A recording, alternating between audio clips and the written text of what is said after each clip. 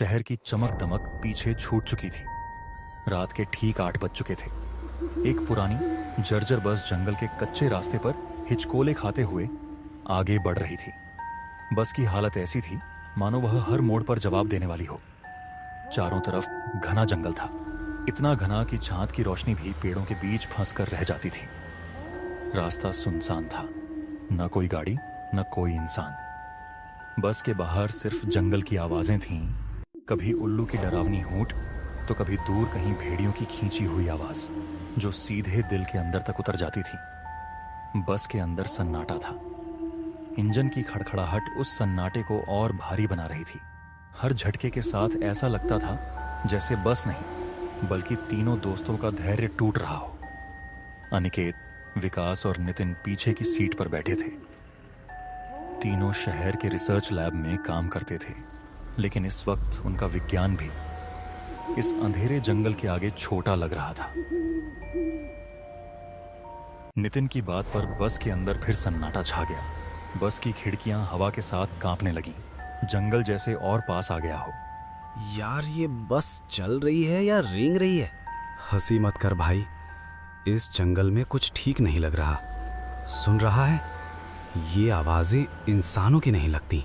नितिन की बात पर बस के अंदर फिर सन्नाटा छा गया। बस की खिड़कियां हवा के साथ कांपने लगीं, जंगल जैसे और पास आ गया हो। डर को अपने ऊपर हावी मत होने दो। अनिकेत, तुझे सच में नहीं लग रहा कि ये रास्ता कुछ ज्यादा ही सुनसान है? अनिकेत ने खिड़की से बाहर देखा।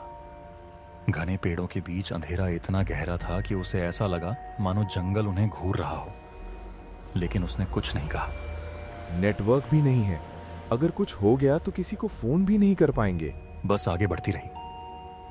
हर मीटर के साथ जंगल और खामोश होता गया, जैसे रास्ता उन्हें चेतावनी दे रहा है कि आगे जो है वह इंसानों की समझ से बाहर है। तीनों दोस्तों को उस पल यह एहसास नहीं था कि यह सफर उन्हें सिर्फ पथिकपुर गांव तक नहीं बल्कि एक ऐसी दुनिया की तरफ ले जा रहा है जहां जिंदा और मरे हुए के बीच की लकीर बहुत पतली होती है। बस धीरे धीरे जंगल के और भीतर घुसती जा रही थी। रास्ता अब पहले से भी ज्यादा ऊबड़ खाबड़ हो चुका था। हर गड्ढे पर बस ऐसे उछलती जैसे अब भी पलट जाएगी। अचानक एक तेज झटका लगा। बस एक बार जोर से हिली और फिर रुक गई। इंजन की आवाज कुछ सेकंड तक कराती रही, फिर पूरी तरह खामोश हो गई। चारों तरफ एकदम सन्नाटा छा गया, इतना गहरा कि तीनों को अपनी सांसों की आवाज साफ सुनाई देने लगी। जंगल की आवाजें अब और पास लग रही थीं। उल्लू की हूंट अब डराने लगी थी और भेड़ियों की आवाज जैसे किसी भूखे इंतजार का संकेत हो। ड्राइवर ने थकी हुई आंखों से तीनों की तरफ देखा। ड्राइवर बस से नीचे उतरा। जैसे ही उसने जंगल की जमीन पर पैर रखा, ठंडी हवा का एक झोंका आया जिससे उसके बदन में सिहरन दौड़ गई। उसने माथे पर हाथ मार लिया। हे भगवान, ये क्या हो गया? बस का पहिया पंचर हो गया है और हवा पूरी तरह बैठ गई है। ड्राइवर की आवाज सुनकर अनिकेत, विकास और नितिन तीनों बेचैन हो गए। वे भी बस से नीचे उतर आए। जंगल की मिट्टी से एक अजीब सी गंध आ रही थी, गीली, सड़ी हुई और ठंडी। चारों तरफ अंधेरा था। बस की लाइट के बाहर कुछ भी साफ दिखाई नहीं दे रहा था। अरे भाई साहब, बस क्यों रोक दी? आपको पता नहीं ये जंगल कितना डरावना है? इतनी रात को यही जगह मिली थी बस रोकने के लिए? सुन रहे हो, किसी के चिल्लाने जैसी आवाज आ रही है। मैंने बस जानबूझकर नहीं रोकी, टायर की हवा निकल गई है। अब इस सुनसान जंगल में कोई मैकेनिक तो मिलने वाला नहीं। ड्राइवर की बात सुनते ही तीनों दोस्तों के चेहरों पर पसीना आ गया। दिल की धड़कनें तेज हो गईं। जंगल का सन्नाटा अब और भारी लग रहा था। ऐसा महसूस हो रहा था जैसे कोई अंधेरे में खड़ा उन्हें चुपचाप देख रहा हो। अनिकेत ने चारों तरफ नजर दौड़ाई। हर तरफ सिर्फ पेड़, झाड़ियां और अंधेरा। उसी पल धुंध के बीच कहीं से हल्की रोशनी हिलती हुई दिखाई दी। अनिकेत ने उस दिशा में देखा। धुंध के बीच एक लालटेन की लौ कांप रही थी जो धीरे धीरे उनकी तरफ बढ़ रही थी। जंगल जैसे अपनी सांस रोककर किसी के आने का इंतजार कर रहा था। अनिकेत, क्या तुमने भी वो रोशनी देखी? जंगल में चारों तरफ सन्नाटा छाया हुआ था। अनिकेत, विकास और नितिन डर से कांप रहे थे। उनकी सांसें तेज और असमंजस में थीं। अचानक धुंध के बीच से एक हल्की रोशनी दिखाई दी। रोशनी धीरे धीरे पास आई और चारों ने देखा कि वहां एक बूढ़ा आदमी हाथ में लालटेन ली खड़ा है। उसके कदम जमीन को छूते हुए भी कोई आवाज नहीं कर रहे थे, जैसे वह हवा में चल रहा हो। बूढ़े की आंखों में एक अजीब चमक थी। उसकी लालटेन से बाहर झलकती रोशनी जंगल के अंधेरे को चीर रही थी। जंगल की डरावनी आवाजें अचानक थम गईं, जैसे जंगल ने सांस रोक ली हो। बूढ़ा धीरे धीरे तीनों दोस्तों की तरफ बढ़ा। उसके आने की गति इतनी शांत थी कि तीनों डर के मारे कुछ बोल न सके। साहब, इस जंगल में रात बिताना मौत के गले लगने जैसा है। यहाँ की हवाओं में पहरा है। अगर गांव जाना है तो मेरे पीछे आओ। मैं तुम्हें जंगल के छोटे रास्ते से पथिकपुर की सरहद तक छोड़ दूंगा। अनिकेत, क्या ये आदमी सच में हमारी मदद कर सकता है? ये बूढ़ा बहुत तेज चल रहा है और उसके कदमों की कोई आवाज नहीं आ रही। हमारे पीछे कोई नहीं है ना? लालटेन की रोशनी में हमारी परछाई तो बन रही है, लेकिन उसकी कोई परछाई नहीं है। कुछ तो अजीब है। तीनों दोस्त आपस में एक दूसरे की तरफ देखकर समझने की कोशिश करने लगे। ड्राइवर ने बस में ही रुकना ठीक समझा, लेकिन अनिकेत, विकास और नितिन बूढ़े के पीछे चलते हुए जंगल की घनी झाड़ियों में उतर गए। जैसे जैसे वे आगे बढ़े, जंगल और डरावना लगता गया। पेड़ उनके चारों ओर साये की तरह खड़े थे। झाड़ियां जैसे हाथ बढ़ाकर उन्हें रोकने की कोशिश कर रही हों। अचानक विकास को लगा कि कोई उसका पैर खींच रहा है।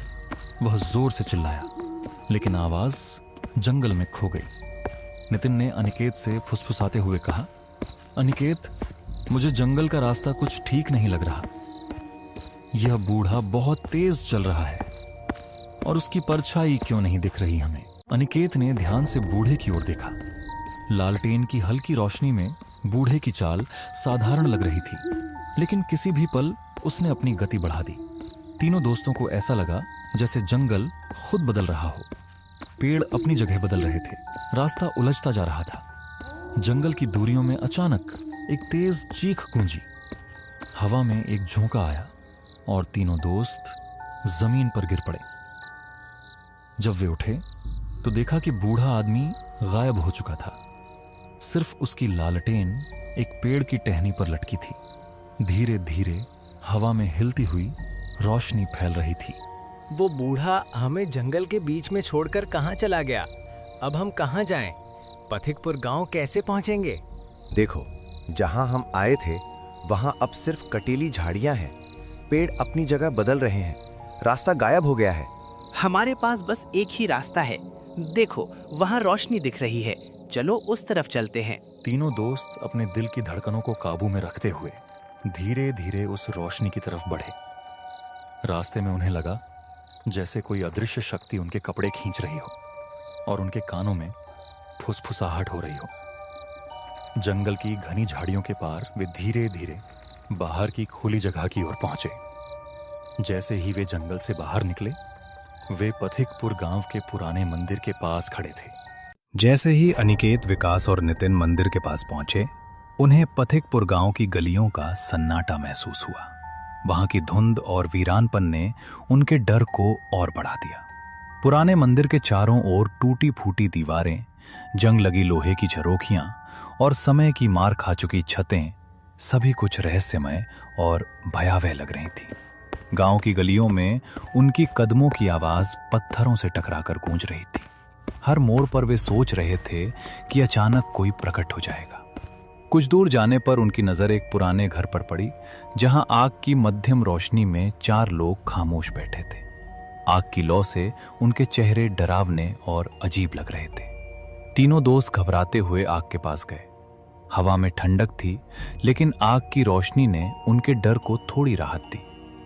नमस्ते चाचा, हम लोग शहर से पथिकपुर गांव पर रिसर्च करने आए हैं, लेकिन जंगल में हमारी बस खराब हो गई।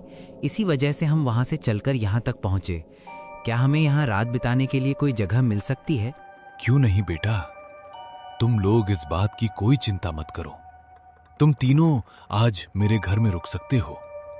इस पथिकपुर की धरती पर जो एक बार आता है वो यहाँ का मेहमान बन जाता है। मेरा घर पास ही है, तुम तीनों आज रात वहीं रुक जाओ। बेटा, तुम लोग शहर से आए हो ना? इस पथिकपुर गांव की रातें बहुत लंबी होती हैं। तुम लोग यहाँ संभल कर रहना। शहर के नौजवानों, आज रात पथिकपुर गांव में सन्नाटा कुछ ज्यादा ही है। लगता है आज रात कुछ नया होने वाला है। उसका घूरना मुझे कुछ अजीब लग रहा है, जैसे हमें देखकर वो हमारे इरादों को परख रहा हो। मोहनलाल ने तीनों दोस्तों को अपने घर की ओर ले जाना शुरू किया। रास्ते में मंदिर की टूटी दीवारें, वीरान गलियां और पेड़ों की खामोशी तीनों दोस्तों के डर को बढ़ा रही थी। रात के करीब 10 बज रहे थे। मोहनलाल काका धीरे धीरे उन्हें घर तक ले गए। घर पुराने समय की हवेली जैसा था। दीवारों पर उकरी हुई प्लास्टर की परतें और फर्श पर पुराना कालिक जमा था। जैसे ही वे अंदर गए, गीता माँ चूल्हे पर खाना बना रही थी। उसकी आंखों में नरमी थी, लेकिन चेहरे पर कोई शिकन नहीं। बेटा, ये मेरी पत्नी है, गीता। गीता, देखो शहर से मेहमान आए हैं, इनके खाने और सोने का इंतजाम कर दो। ठीक है जी, आप इन शहर के मेहमानों को बाहर के कमरे में ले जाकर बिठा दीजिए। मैं अभी ताजी रोटियां और साग लेकर आती हूँ। बेचारे शहर के बच्चे हैं, इतनी दूर से आए हैं, भूख तो लगी ही होगी। मोहनलाल तीनों दोस्तों को एक प्राचीन कमरे में ले आया। कमरे की छत ऊंची थी और दीवारों पर जगह जगह प्लास्टर उखड़ा हुआ था। जैसे ही तीनों कमरे में दाखिल हुए, एक अजीब सी ठंडक ने उनका स्वागत किया। कुछ ही देर में गीता माँ गरम गरम खाना लेकर आईं। तीनों दोस्तों ने भूख के मारे बिना सोचे समझे खाना शुरू कर दिया। खाना खाते हुए विकास की नजर सामने वाली दीवार पर टंगी एक बहुत पुरानी धूल भरी तस्वीर पर पड़ी। तीनों की सांसें थम गईं। अरे अनिकेत, नितिन, दाहिनी दीवार को देखो, वहां धूल से भरी पुरानी तस्वीर टंगी है, जिसमें जो लोग खड़े हैं वे बिल्कुल मोहनलाल काका, हंसराम, दयानंद, विक्रम और गीता माँ के जैसे ही दिख रहे हैं। लेकिन ये तस्वीर कम से कम 60-70 साल पुरानी लगती है। ये कैसे मुमकिन है कि ये लोग आज भी वैसे ही दिख रहे हैं? भाई विकास, तो क्यों आधी रात में दिमाग चाट रहा है? गांव में अक्सर लोग अपने पूर्वजों की तरह दिखते हैं। चुपचाप खाना खा और सोने की तैयारी कर, सुबह हमें जल्दी निकलना है। रात के करीब 12 बज रहे थे। कमरे में अजीब ठंडक फैल रही थी। जैसे ही तीनों दोस्तों ने महसूस किया, उनकी हड्डियां कांपने लगीं। बाहर की हवा भी जैसे जीवित हो उठी थी। खिड़कियों से हल्की धुंध अंदर फैल रही थी और एक सन्नाटा इतना गहरा था कि उनके कानों में अपने ही सांसों की आवाज डरावनी लग रही थी। भूख और थकान के बाद भी तीनों की नींद दूर थी। हर चीज जैसे धीमे धुंधले साए में बदल रही थी। फर्श पर उनके पैर रखते ही आवाज गूंज रही थी, मानो पूरा घर उनके डर को महसूस कर रहा हो। तभी विकास ने अचानक कुछ सुना। दीवार के पीछे से किसी के सिसकने की आवाज बिल्कुल गीता माँ जैसी लग रही थी, मानो कोई गहरे दुख में रो रहा हो। अनिकेत ने हिम्मत जुटाई और धीरे धीरे दीवार की पुरानी खिड़की के पास गया।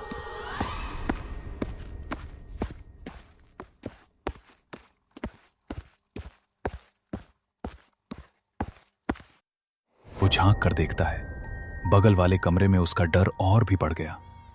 कमरे में गीता माँ और मोहनलाल जमीन पर बैठकर विलाप कर रहे थे। उनके शरीर से नीला धुआं निकल रहा था। धीरे धीरे उनकी खाल पिघलने लगी। तीनों दोस्तों के सामने यह दृश्य इतना भयावह था कि वे स्तब्ध रह गए।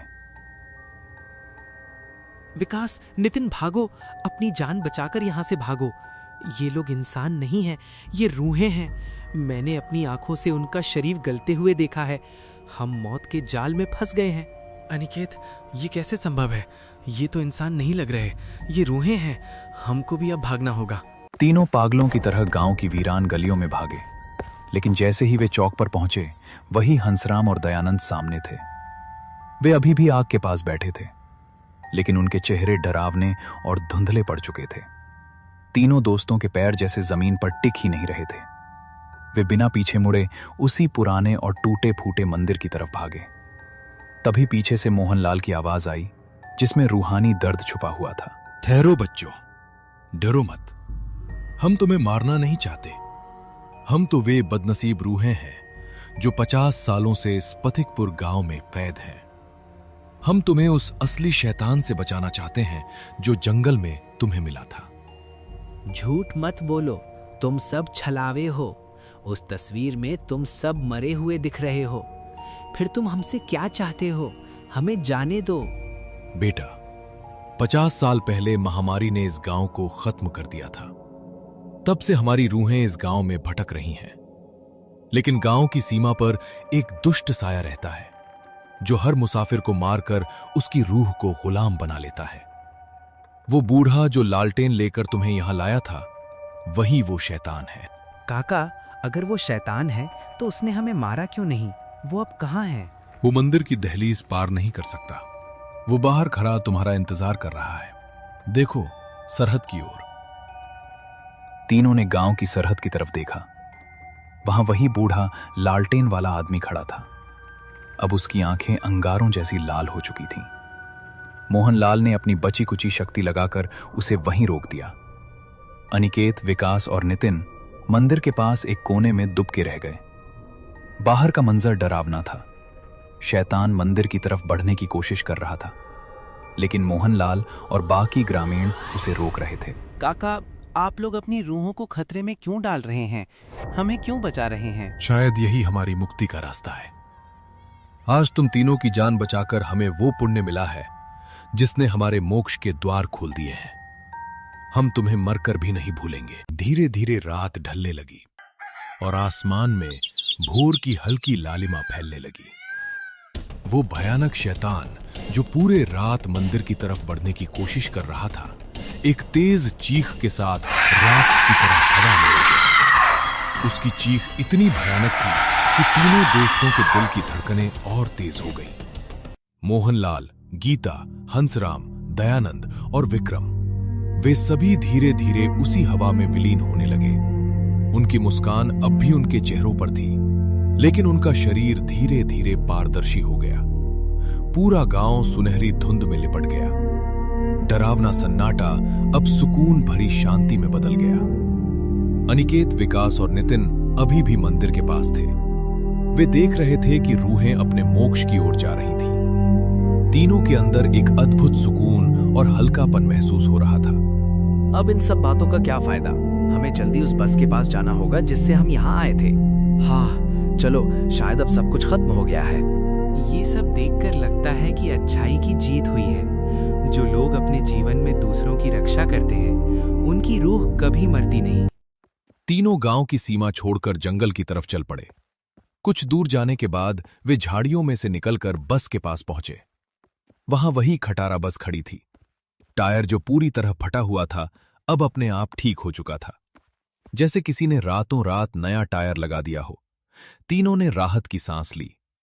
जंगल के दरवाजे से बाहर निकलते ही उनके कंधों से भारी बोझ उतर गया, जैसे अब डर और चिंता दोनों खत्म हो गई हों। देखो, वो तस्वीर जो हमने दीवार पर देखी थी, मोहनलाल काका और गीता माँ बिल्कुल वैसे ही दिख रहे थे जैसे कल रात हमारे सामने थे। इसका मतलब महामारी कितनी भयानक रही होगी जिसने हंसता खेलता गांव कब्रिस्तान बना दिया। हाँ नितिन, और सबसे बड़ी बात, मरने के बाद भी उनके अंदर की इंसानियत नहीं मरी। वो शैतान जो लालटेन लेकर हमें मारने आया था, वो बुराई का प्रतीक था और मोहनलाल काका अच्छाई का। आज अच्छाई की जीत हुई है और हमें एक नया जीवन मिला है। तीनों शहर पहुंचे। शहर की चमक धमक भरी सड़कों पर पहुंचते ही सब कुछ अजीब लगने लगा। वे महसूस कर रहे थे कि वो सन्नाटा और रूहानी जुड़ाव अब भी उनके साथ है। अनिकेत ने पूछा, क्या हमें दुनिया को सच बताना चाहिए? क्या हमें वो फोटो और मिट्टी के नमूने दिखाने चाहिए? लोग शायद हमें पागल समझेंगे या फिर उस गांव को हमेशा के लिए सील कर दिया जाएगा। नहीं अनिकेत, विज्ञान सिर्फ उसी पर यकीन करता है जिसे वो देख सके या छू सके। हमने जो महसूस किया वो रूहें हैं। हम बस इतना लिखेंगे कि पथिकपुर अब सुरक्षित है, वहाँ कोई महामारी का अंश नहीं बचा है, ताकि वहाँ की रूहें अब किसी और मुसाफिर से परेशान ना हो। फिर तीनों दोस्त अपने अपने घर चले गए। कुछ दिन बाद अनिकेत अपनी बालकनी में खड़ा आसमान देख रहा था। अचानक हवा में वही मोगरे के फूलों की खुशबू आई जो गीता मां के पास से आती थी। उसे लगा कि कोई अदृश्य हाथ उसके सिर पर आशीर्वाद दे रहा है। लगता है मोहनलाल काका और गीता माँ स्वर्ग पहुंच गए हैं। उन्हें शांति मिल गई है। शुक्रिया भगवान कि आपने हमें उस रात पथिकपुर भेजा और इन नेक रूहों से मिलवाया। दिन, महीने और साल बीत गए। एक रात वही तीनों दोस्त विकास के घर में बैठे बातें कर रहे थे। अनिकेत, आज 5 साल हो गए उस रात को। आज भी जब मैं आंखें बंद करता हूं तो वो खटारा बस और नीली आग साफ दिखाई देती है। क्या तुम्हें लगता है कि वहां अब कोई और गांव बसेगा? गांव बस जाएगा विकास, पर मोहनलाल काका जैसा मुखिया और गीता माँ जैसा दिल अब मिलना मुश्किल है। वो गांव अब सिर्फ भूगोल का हिस्सा नहीं, हमारी रूह का हिस्सा बन चुका है। मैंने उस रात की हर बात इस डायरी में लिखी है ताकि जब हम बूढ़े हो जाएं तो अपने पोते पोतियों को बता सके कि डर के उस पार भी एक खूबसूरत और रूहानी सच्चाई होती है। तभी अचानक आसमान में बिजली कड़कती है। अनिकेत को फिर वही एहसास हुआ कि कोई उसे पुकार रहा है। उसने खिड़की के बाहर देखा तो दूर एक धुंधली आकृति दिखाई दी। क्या वो विक्रम है? विक्रम धीरे धीरे उनके पास आ गया। भाइयों, घबराओ मत। मैं तो बस ये देखने आया था कि शहर की भीड़ में तुम हमें भूल तो नहीं गए। मोहनलाल काका और गीता माँ बहुत खुश हैं। वे हमेशा तुम्हारी तरक्की की दुआ करते हैं। विक्रम का वो धुंधला साया धीरे धीरे हवा में गायब हो गया। तीनों दोस्तों ने उसे देखा। उनकी आंखों में डर नहीं बल्कि गौरव के आंसू थे। आज मुझे गर्व है कि मैं उस रात उस बस में था। अगर वो बस खराब नहीं होती तो मैं कभी असली मोहनलाल काका से नहीं मिल पाता और न गीता माँ के हाथों की वो ममता भरी रोटियां चख पाता। वो स्वाद दुनिया के किसी भी होटल में नहीं है। समय बीतता गया। तीनों दोस्त बूढ़े हो गए। अनिकेत अब बहुत बीमार था। उसके कमरे में हल्की रोशनी थी और उसके पास वही 2 दोस्त विकास और मितिन बैठे थे। वो सांस लेने में कमजोर था, पर उसकी आंखों में अभी भी वो जिजीविशा और यादों की चमक थी। वो अपने अंतिम समय में था, पर मन शांत और सुकून से भरा हुआ था। उसने अपनी आंखें धीरे धीरे बंद की और अपनी यादों में खो गया। वो याद कर रहा था पथिकपुर गांव की वीरान गलियों को, मोहनलाल काका और गीता माँ के हाथों की रोटियों का स्वाद, और वो रात जब तीनों ने मिलकर उस भयानक शैतान को हराया था। विकास, नितिन, मेरी राख पथिकपुर गांव के पुराने मंदिर के पास ही बिखेरी जाए। मैं चाहता हूं कि मेरी रूह अपने रक्षकों के पास ही रहे। अनिकेत, तुम्हारा यही अंतिम इच्छा है? हम पूरी तरह मानेंगे। हम तुम्हारी राख वहीं बिखेरेंगे जैसे तुम चाहते हो। हमें बहुत दुख हो रहा है, पर तुम्हारी रूह हमेशा हमारे साथ रहेगी। तुम्हारे बिना ये यात्रा अधूरी लगेगी दोस्त। अनिकेत ने अपने दोस्तों का हाथ थामा और आखिरी बार धीरे धीरे मुस्कुराया। उसकी सांसें धीमी होती गईं और अचानक एक तेज रोशनी उसके चारों ओर फैल गई। जैसे ही रोशनी पूरी तरह फैली, अनिकेत की रूह उसके शरीर को छोड़कर आसमान की ओर उठ गई। उसे ऐसा लगा जैसे वो फिर से वही नौजवान लड़का बन गया था जो रिसर्च करने पथिकपुर जा रहा था। उसके आसपास हवा में हल्की खुशबू फैल गई, मोहनलाल काका और गीता माँ के आशीर्वाद की तरह। आ जाओ बेटा, बहुत लंबा इंतजार करवाया तुमने। अब हम सब साथ रहेंगे और इस जंगल से गुजरने वाले हर नेक इंसान की रक्षा करेंगे। धीरे धीरे अनिकेत और सभी रक्षक उस रोशनी में विलीन हो गए। जंगल में अब कई रक्षक थे जो निस्वार्थ भाव से आने वाले मुसाफिरों की रक्षा करते हैं। पथिकपुर गांव की कहानी, खौफ, बलिदान और अमर प्रेम की दास्तान अब समय की किसी भी आंधी से मिट नहीं सकती। तीनों दोस्तों की आंखों में आंसू थे, पर वो आंसू गौरव और संतोष के थे। वे जानते थे कि उनकी दोस्ती, साहस और नेक नियत ने पथिकपुर को एक नई सुरक्षा दी थी और अमर रूहों को मोक्ष। अगर आपको ये कहानी पसंद आई हो तो वीडियो को लाइक करें, चैनल को सब्सक्राइब करें और इसे अपने दोस्तों के साथ शेयर जरूर करें। अपनी राय और सुझाव कमेंट में लिखना न भूलें, ताकि हम आपके लिए ऐसी ही और भी रोमांचक कहानियां लाते रहें। धन्यवाद। फिर मिलेंगे अगली कहानी में।